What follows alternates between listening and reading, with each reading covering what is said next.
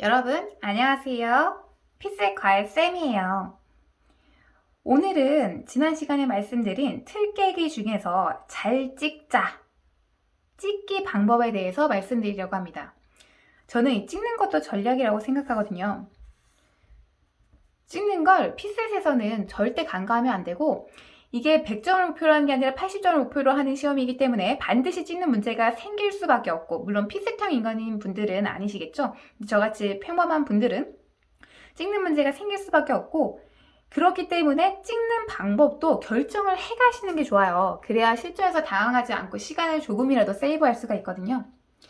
자, 일단 잘 찍기 위한 스텝 1은 뭐냐면, 잘 찍을 건데 그 어떤 걸 찍을지 찍을 문제를 정해야 된다.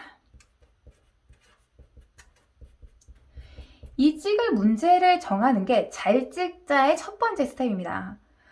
어떤 문제를 찍을지 여러분 이미 이제 시험을 몇 번 봐보신 분들은 자기가 어떤 유형이 약한지 잘 아실 거예요. 그런 문제를 찍을 문제로 명확하게 정을 해놓고, 그리고 그 문제가 나오면 무조건 넘어가는 거예요. 그런데 공부한 지 얼마 안 됐다 하시는 분들은 그냥 일반적으로 사람들이 시간 많이 걸리고 어려운 거라고 판단하는 것들을 넘기시면 돼요.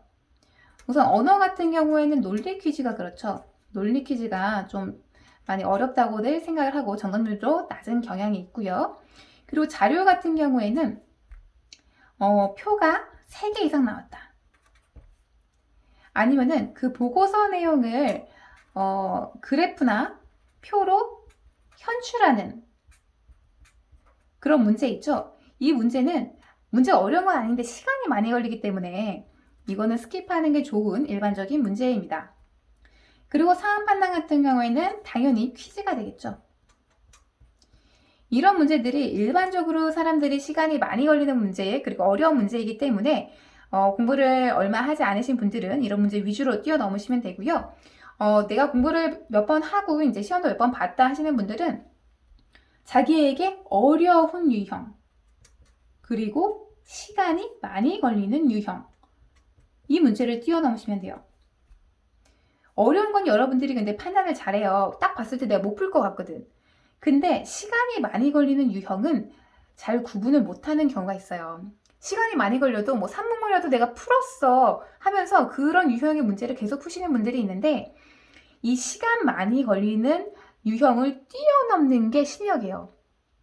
왜냐하면 시간이 많이 걸리는 거 막 3분 걸려서 한 개 풀었어요. 그럼 그거 2개 푸느니 2분 걸려서 1분 30초 걸려서 풀 수 있는 쉬운 문제 3, 4개 푸는 게 훨씬 낫거든요. 그래서 시간 많이 걸리는 문제가 무엇인지 판단하는 것도 중요한데, 이거는 스터디 하실 때 아니면 혼자 문제 푸실 때 각 문제당 몇 분씩 걸렸는지 내가 푸는데 그런 거를 한 번쯤은 체크해 보면 전 좋은 것 같아요. 저는 그래서 3분 정도 걸린 문제가 있다. 근데 내가 맞았어. 그러면 와 좋아할 게 아니라 이거 내가 괜히 푼 문제구나. 이 문제 풀었으면 안 됐는데 시간이 많이 걸림에도 내가 많이 시간을 들이면 풀 수 있다는 생각으로 어리석게 풀었구나 라고 판단하고, 이런 문제는 다음부터 나오면 풀지 말아야겠다라는 생각을 했었어요. 그래서 여러분, 잘 찍자의 스텝 1은 찍을 문제 정하기입니다. 일반적으로 어려운 문제, 그리고 자기에게만 특히 어려운 유형, 시간 많이 걸리는 유형, 이런 것들은 보자마자 찍을 문제라고 규정을 하고 넘어가시면 돼요. 그리고 두 번째는 스텝 2.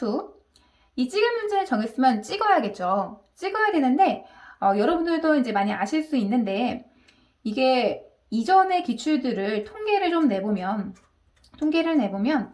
선지 1번부터 5번까지가 각각 평균적으로 보면은 총 40문제니까 1번부터 5번까지면 8번씩 나와야겠죠. 동일하게 나온다면.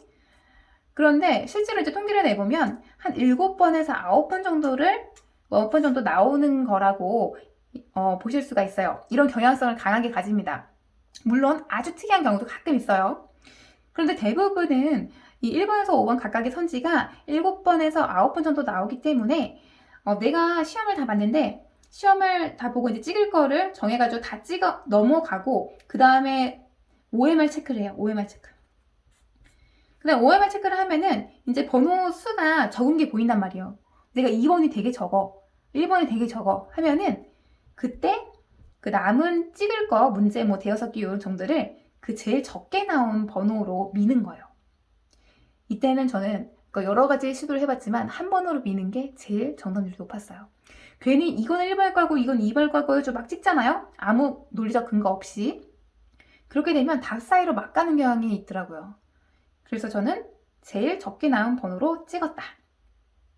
근데 여러분, 여기에서 가슴에 손을 얹고 자기 자신을 좀 파악을 해봐야 됩니다. 내가 만약에 앞에 푼 문제들이 정답률이 높아요. 그러면 없는 번호를 찍으면 그것도 맞을 가능성이 높아요. 근데 내가 만약에 앞에 푼 문제들에 대한 확신이 없어. 이 답이 맞는지 모르겠어. 근데 여기에서 번호가 적게 나왔다고 해서 그것도 민다. 그러면 이거는 좀 점수가 잘 안 나오는 경우가 있습니다. 그래서 여러분, 저는 어떻게 했냐면 언어나 자료 같은 경우에는 제가 정답률이 좀 높은 편이었어요. 그래서 이 경우에는 번호가 적은 번호로 밀었고, 선지를. 근데 상판은 전 항상 그렇게, 이건 저는 방학 과목이었기 때문에 그렇게 자신은 없었단 말이에요. 내 답에 대한 확신이 없어. 그래서 상판은 내가 항상 남으면 몇 번으로 찍어야겠다는 그 번호를 정해갔어요. 보통은 3번이랑 4번인데 그 시험 보는 날 당일 아침에 3번 할까 4번 할까 해가지고 이번엔 4번 해야지 아니면 3번 해야지 하면서 그냥 정해서 명확하게 만들어갔어요. 여러분이 실전에서 찍을 문제를 정하고 그리고 그 찍을 문제는 내가 번호 적은 선지로 민다 또는 3번으로 민다 이런 거를 명확하게 인식을 하고 가시면 실전에서 안심도 되고 시간도 많이 절약을 할 수가 있어요. 근데 이 스텝 2A 같은 경우에는 여러분 지금도 바로 적용할 수 있는 누구나 할 수 있는 그런 방법이죠. 근데 이 스텝 1 찍을 문제를 명확하게 정해서 그 찍을 문제다 하면 바로 넘어가는 거 이거는 충분한 연습이 되어 있지 않으면 실전에서 오히려 더 당황할 수가 있거든요. 그래서 스텝 1은 여러분들이 괜찮은지 안 괜찮은지 한번 판단을 해보시고 적용하실 분들만 적용을 하시고요. 대신에 이제 스텝 2는 알고 계신 분도 계실 거고 스텝 2는 명확하게 적용을 해보시는 걸 전 추천해 드립니다. 네, 이렇게 해서 오늘은 찍기 전략에 대해서 알아봤고요. 나중에 문제별로도 이제 좀 찍기 전략이 약간씩 달라지는 경우가 있는데 그런 거는 제가 나중에 문제풀이를 통해서 알려드리도록 하겠습니다. 네, 그럼 오늘은 여기까지 할게요. 감사합니다.